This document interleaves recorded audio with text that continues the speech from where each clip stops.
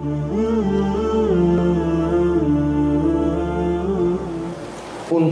je ke penghuni syurga selamat dari api neraka, pangkai ji tipu saja.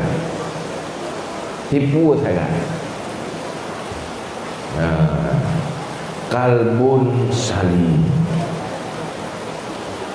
hati yang sehat, hati yang bersih, hati yang tidak berpenyakit.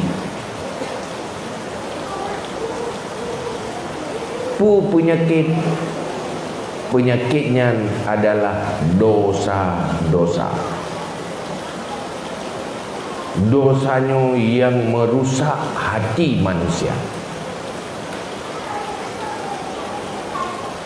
Dosanya na dua, na dosa lahir, na dosa batin.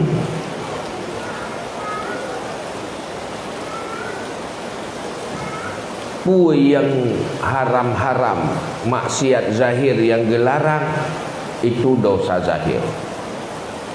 Dosa batin adalah sifat-sifat yang dalam hati, sifat buruk yang dikenal dengan akhlak buruk. Maka perlu ilmu yang menyangkut dengan dosa zahir dan ilmu yang menyangkut dengan dosa batin, pemantang nyan bertatupu baik sampai ruh mendosa. Nyan wajib minta ilmu.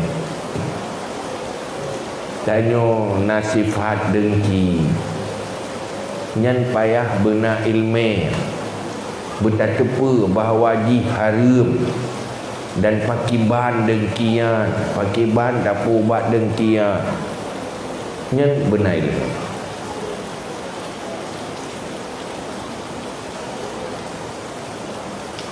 Jadi bersih dari dosa. Bukan kata terlanjur dapur buat dosa pakai. Kak dosa yang kau likut kerana yang kan mengotori jiwa katanya, mengotori hati katanya. Buh dosa lahir, dosa batin. Nyan payah pedih. Karena yang hana pernah berdosa, yang mengotori hati, cuma para nabi dan rasul, atau para aulia yang mahfud, para nabi yang maksum, atau para aulia yang mahfud. Menyo nabi cihana pernah berdosa, atau para aulia yang hana pernah berdosa semenjak dari kecil. Tetapi sulit kepada adanya manusia-manusia biasa yang umum yang hana pernah berdosa. Kalaupun tidak punya dosa besar, dosa kecil pasti ada. Malah sulit dapati manusia yang tidak pernah punya dosa besar. Kerana dosa besar bak ketinggai kemayang. Nah, dosa besar kadang durhaka ngau dengki atau sebagainya. Cuma pakai bahan watai lagi nya. Sementara untuk selamat dari neraka dan wujud ke penghuni syurga, harus pastikan wabak Allah dengan hati yang bersih dari kotoran maksiat.